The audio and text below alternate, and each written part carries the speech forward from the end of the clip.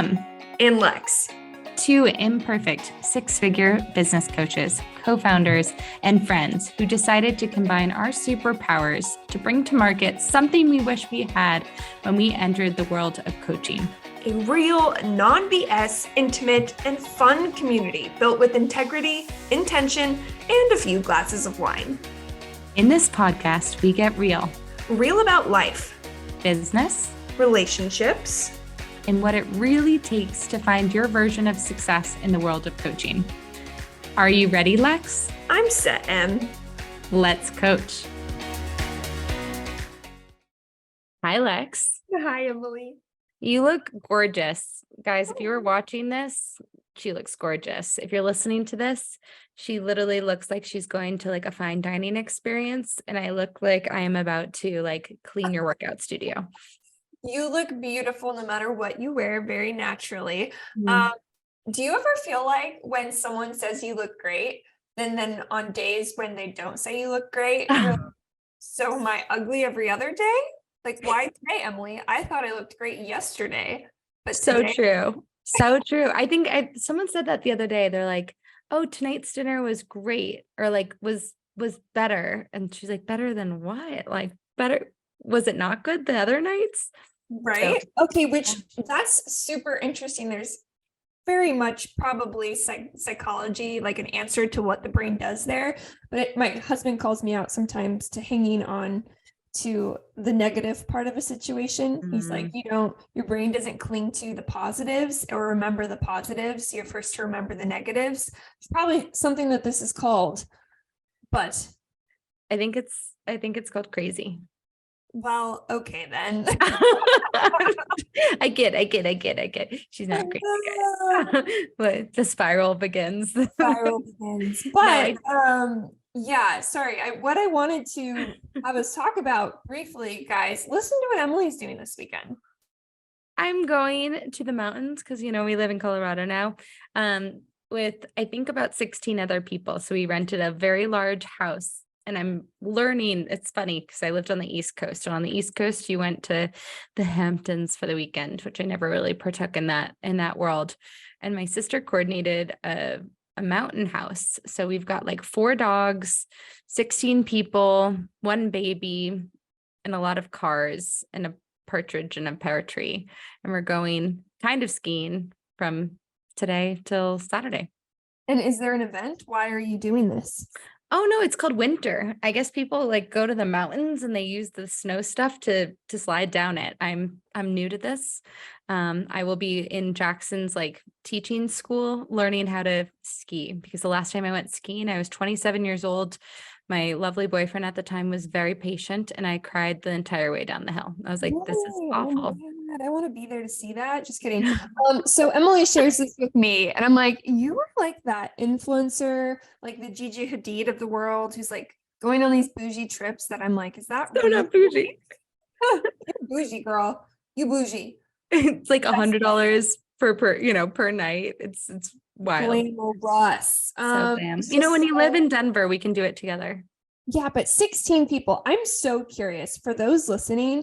Is what Emily doing just like another casual winter weekend for you? Or are you on my side where if there's 20 people going to a cabin, it's because there's a wedding or a bachelorette party, or there's like some key event that made this many adult humans be able to coordinate on this level. So tell us, where do you land? I would be curious, Lex, how many people were at your bachelorette party?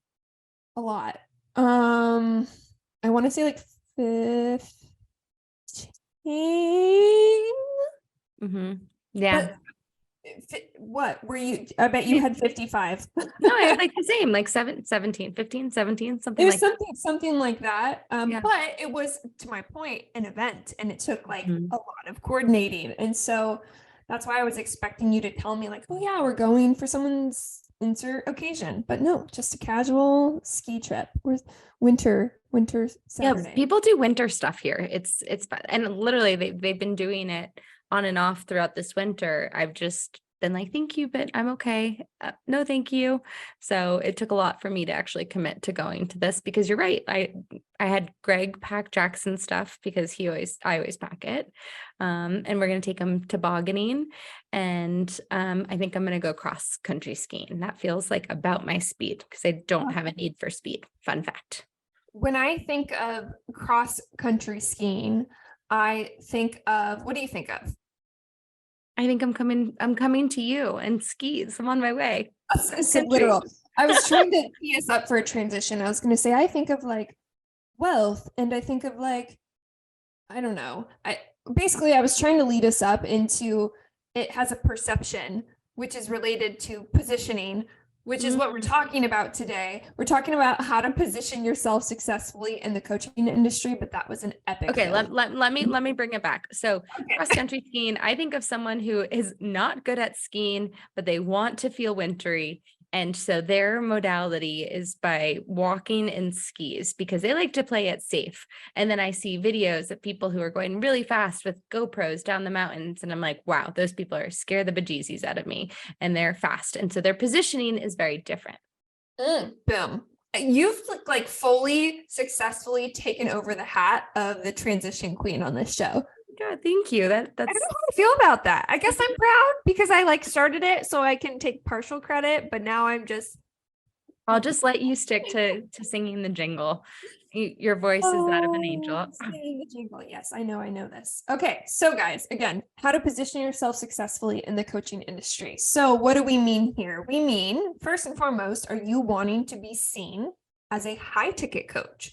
Are you wanting to be seen or known as someone that's accessible? Or you basically insert, how do you want to be seen or what do you want to be known for? Lex, I have a question for you. How do you think we're perceived in the coaching industry? Oh, good Lord.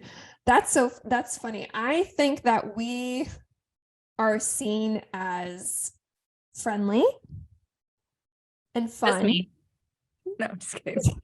I'm sorry. Okay, what I can answer is what I know we want to be positioned as, and we want to be positioned as fun, but knows our shit. Like we know how to do crap, but we're also fun and can do it in a friendly, lighthearted way. What do you think? What do you think, people? Yeah, I was joking about the friendly. I think you're more friendly than I am, if that is possible. She grimaces as I say those words. No, I think we're approachable. I think people feel like they can ask us questions without feeling like they're going to be sold to. I feel like at this podcast too, I hope if you're listening to this, you feel like you know us and you get a better sense of like the reality of who we are. It's not the smoke and mirrors that everything is perfect. We try to be really authentic with like what the behind the scenes look like. And a lot of times it can feel like a hot mess, and we want to share that hot mess with you. Yes, I think there's a Marilyn Monroe quote. That's probably not who it is, but there's a quote somewhere that's famous by someone famous that says perfectly imperfect. Yeah.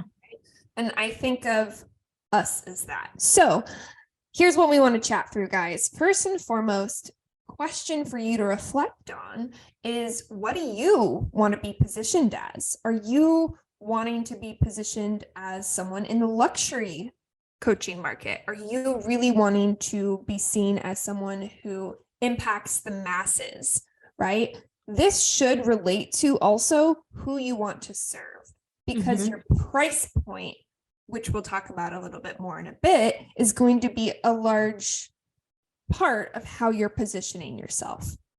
Yeah. And it's funny thinking of positioning. I'm going to even take it back to 6 Degrees Society. When I first created my logo in 6 Degrees Society, there was like a feeling I wanted to evoke when people bought a ticket, when they came to an event, when they saw our logo. And you think about brands too, like when you think of Hermes, it might be very aspirational. It might feel very luxury. It might feel a certain way. But for me with 6 Degrees, I remember telling my friend who designed my logo, I want it to feel like a warm hug. And I wanted the positioning to feel like a warm hug throughout the entire experience interacting with us, from the emails that we send to the social media posts that we post to walking into an event. So Lex, I love that question of like, how do you want to be positioned? Do you want to be an Hermes, or do you want to be a Forever 21 of coaching, Yeah. where you are accessible to the masses. Yeah. And some things to think about, guys, when we talk about positioning, Em teed this up perfectly. To successfully position yourself, you need to pay attention and align your brand image with your brand messaging, with your price point, and ultimately how you show up in the world and who you work with.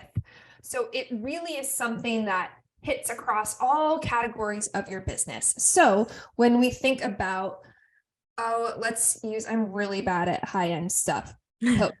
Coach, right? We know Coach. If I know Coach, you know Coach, because I don't know a lot of brand names. So when you think of Coach and you go to their website, you're going to see a very specific brand image. You're also going to see the way they word things very specific. When you walk into a Coach store, it's set up very specifically.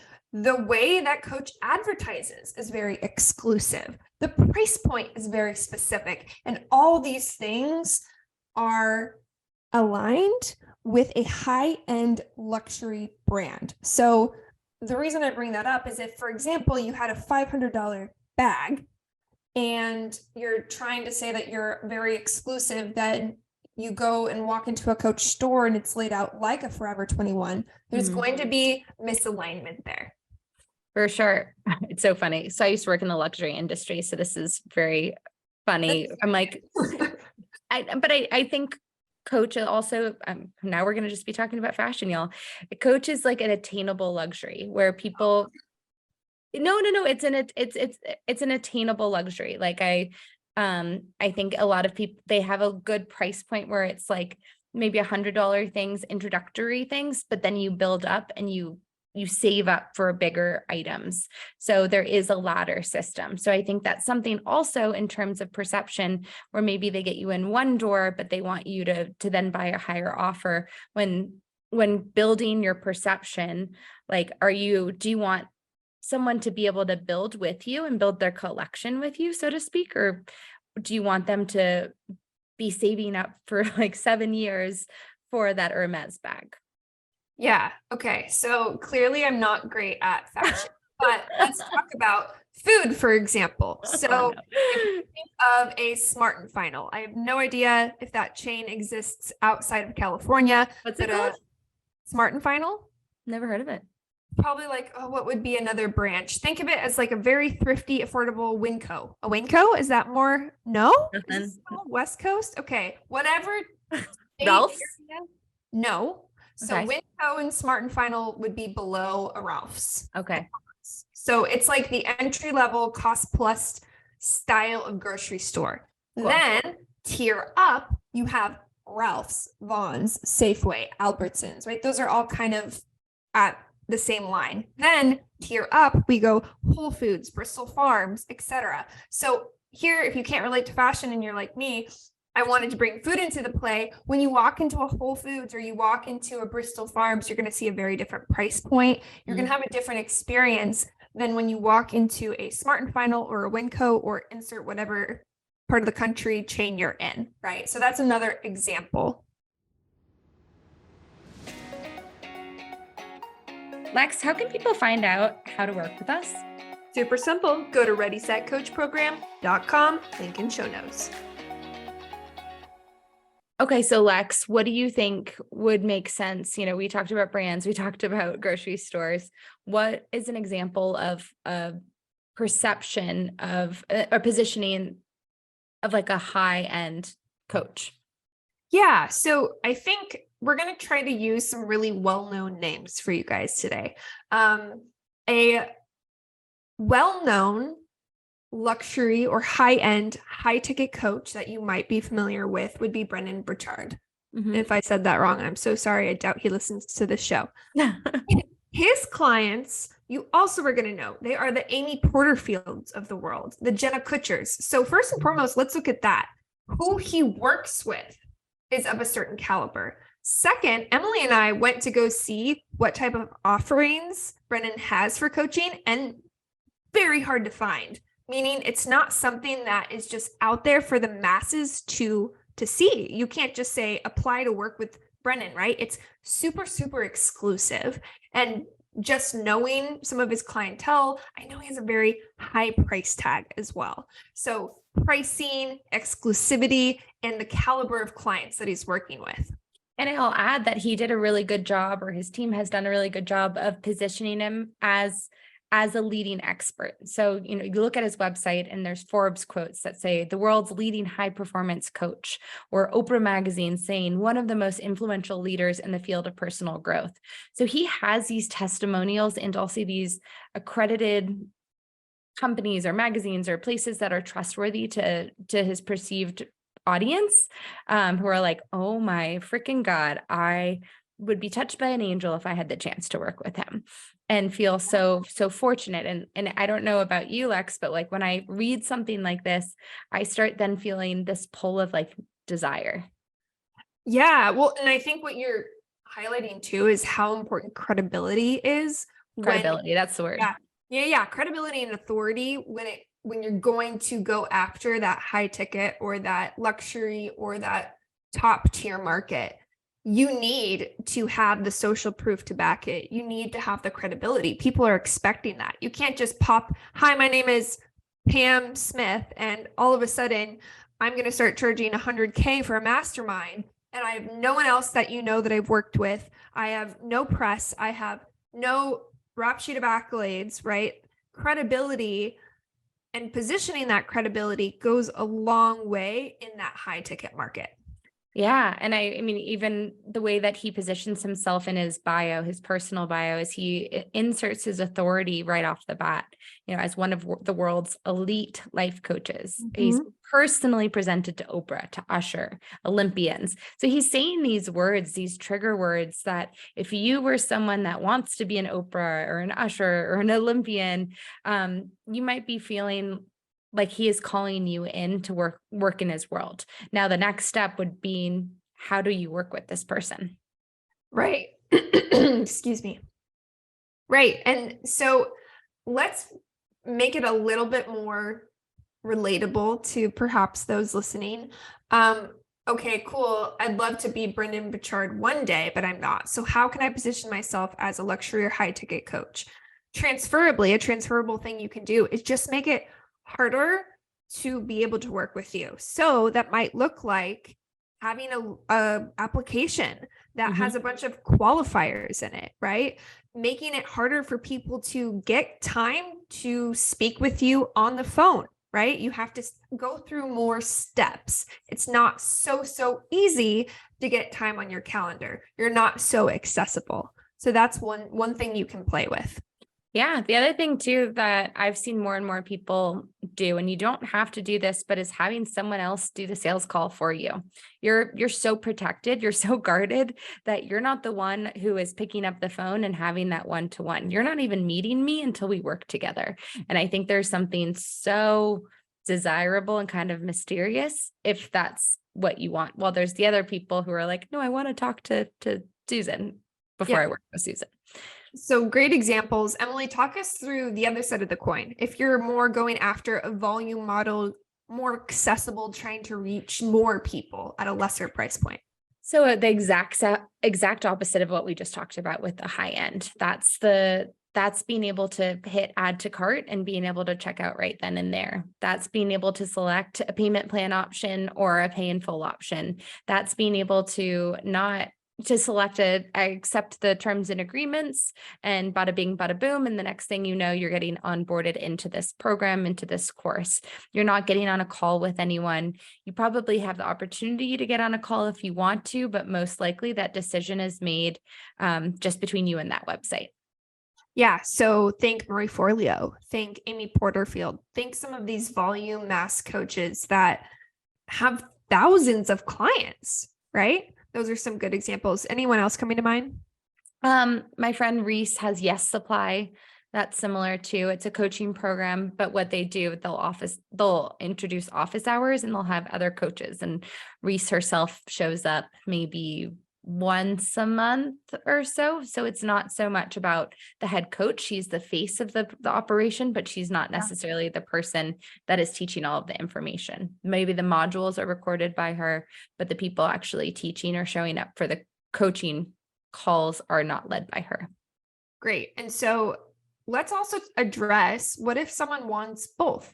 What if they want an accessible offer, but also a chance to have high ticket? Is that something that can coexist in a successful positioning strategy?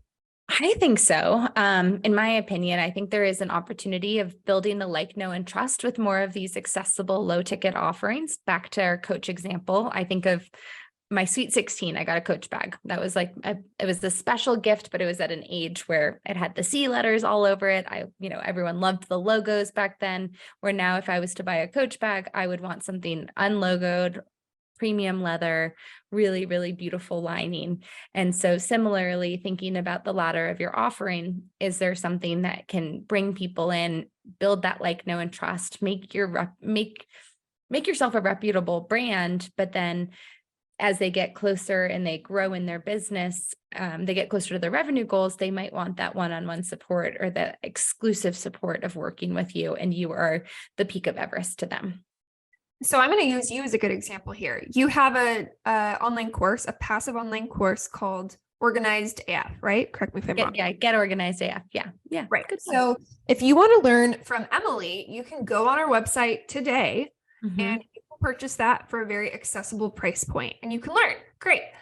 However, if you want to work one-on-one with Emily, that's a very different process and not everyone gets the opportunity to, right? So she's creating something that can become accessible and impact large volumes, but there is positioning that if you want to work with the Emily Merrell one-on-one, right? That's a different ballgame, and that comes with a different process and a different price tag.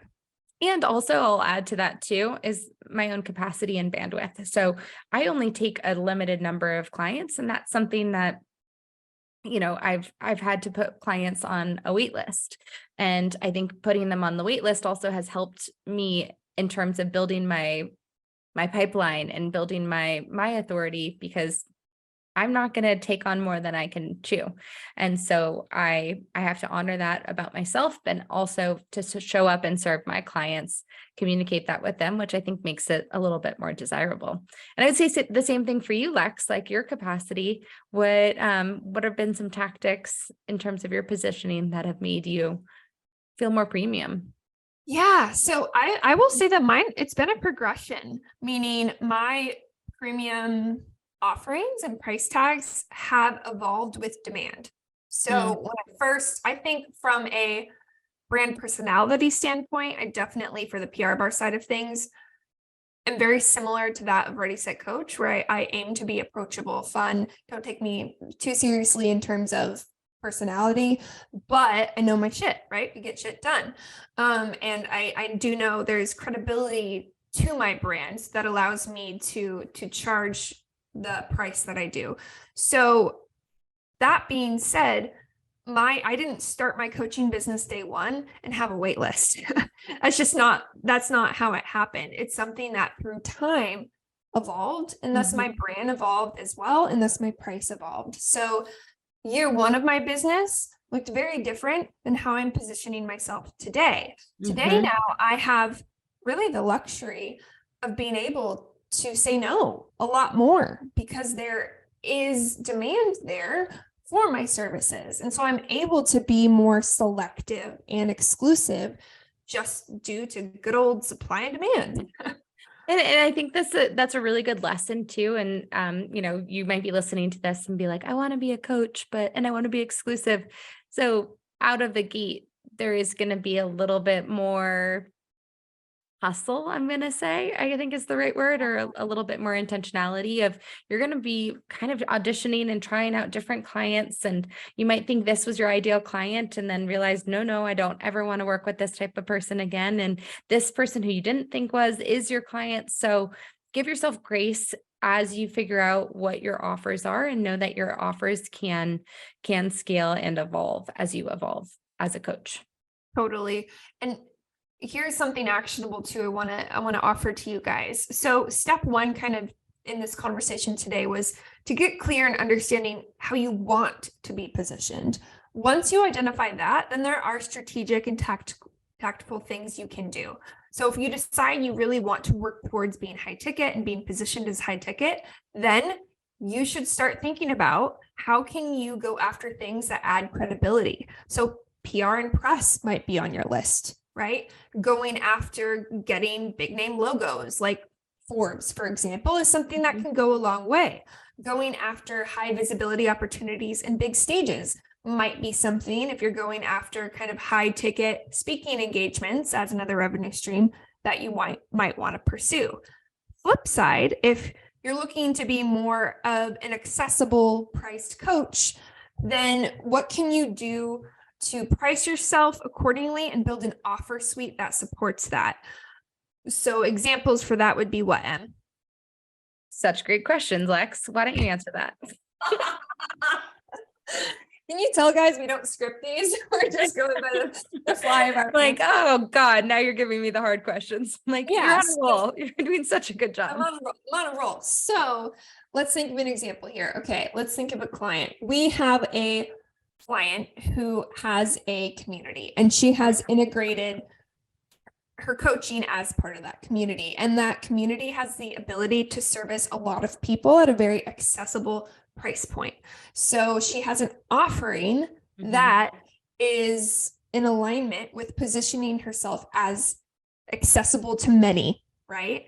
And back to what we talked about earlier, then from there, if people want more or in a position where they need more, she has that upgrade available to them. Yeah, exactly. Yeah. So what are some other things people should think about? Let's talk a little bit. We've talked about price point a lot. What about messaging? Are there kind of things to consider with positioning and messaging? Yeah, I think, I mean, I was thinking my Instagram is also coming to my brain a lot too, in terms of the word high ticket. I feel like when I see the word high ticket, then it conditions me to think about high ticket for this particular person, where I'm like, oh, I'm not buying from them until I really need their services. And they use high ticket, or they use the examples of people who have opted into their high ticket program or mastermind or whatever, and they've showed results, and those results might scare me a little bit. I'm like, oh, I'm not there yet to make multi-millions of dollars. Oh, they made $700,000 in a week. I'm like, I haven't done the work enough to get to that place. So they'll use those examples. And I think those are also great qualifiers for people to know when they're the right fit and when they're not the right fit. Similarly, in creating more of like a low ticket offer, talking about the price point of where you are in your business. So you're like, are you making $1,000 months or $5,000 months? So you can see yourself in their offer, or your potential client can see themselves in your offer and benefiting from your offer, and really, really talking to like the pain points that they're experiencing, so they know that they're sitting in the right club, essentially. So just to paraphrase, are you saying, so the language of high ticket? Yeah, I'm basically saying that the language of high ticket is being able to, as you're talking on Instagram, as you're talking on emails, sharing examples of these like multi-million-dollar success stories, or these scaling moments where if I wasn't at a place or at a capacity to be seeing myself there, then I'm probably opting myself out of that high ticket person. But then I see someone who's like, are you making, I don't know, whatever the number is, like 5,000 or 1,000 or 10,000. And I can see myself in it that much more. So if you are positioning both low ticket and or high ticket, be cognizant of what revenue is expected, in terms of like what it would be if you're working on a revenue focused. You might be a dating coach, so completely different, irrelevant messaging here, but speak to my specific challenges. So I think a simplified way to say that, which is all accurate, is meet your people where they're at. So if you're going after a high ticket luxury market, then you need to speak to the high ticket luxury market in whatever niche you're in. If you're going to after more accessible, maybe entry level, then your language needs to mirror that as well. And that also is the case for the visuals of your brand. If you're trying to tack on $1 million price tag to your coaching offer, and you have a iPhone selfie that's kind of blurry as your picture on your For sure. website, we have a mismatch there. It just doesn't fly. Yeah, I can, and it pains me so many times when people send me their website and it's literally selfies or not like cute selfies, but like terrible selfies, and that's their about page. And it feels like they haven't invested it in themselves, that they haven't taken themselves seriously enough, that why would I want to invest my money in you if you haven't done the work on your own? Exactly. So it's a little bit, not a little bit, a lot of talking the talk and walking the walk. If you're going to position yourself as luxury, then you need to appear as luxury, right? Yeah, 1,000%. It reminds me a lot of my fashion days, Lex, like when you went to a high luxury event, you got model servers who had beautifully catered bites that were organized appropriately, versus if you went to a place that just had like, I don't know, a half created cheese board from Safeway that was left out as a free for all. It's like being offered up this exclusive thing versus like, yeah, help yourself. It's a buffet. Yeah, for sure. So in terms of homework, I think what would be helpful for everyone is to do a little bit of an audit. And to do the audit, first and foremost, you have to know what you want to be positioned as, or where in the market you want to be positioned. So step one is getting clear on that. Step two, check yourself. Is your brand, is your messaging, is your price point aligning with how you're wanting to position yourself? If not, what can you tweak? Yeah, I think that's such a great point. I will also add too is look at some coaches out there. Do a little bit of research and competitive analysis. Who are the coaches that are offering the high ticket, and what are the feelings that you're feeling or that are evoked when you are reading their copy, when you are seeing their pictures? And what is it, if you can pinpoint specific things that they are doing that is bringing out that sensation, just take note of it as you're doing your own audit. Such a great point. So we will wrap up today's conversation with a fabulous little jingle that goes, thank you for listening to the Ready, Set, Coach podcast. Amen. Okay. If you're enjoying the Ready, Set, Coach podcast, please leave a review wherever you are listening. For more information about Ready, Set, Coach, visit readysetcoachprogram.com.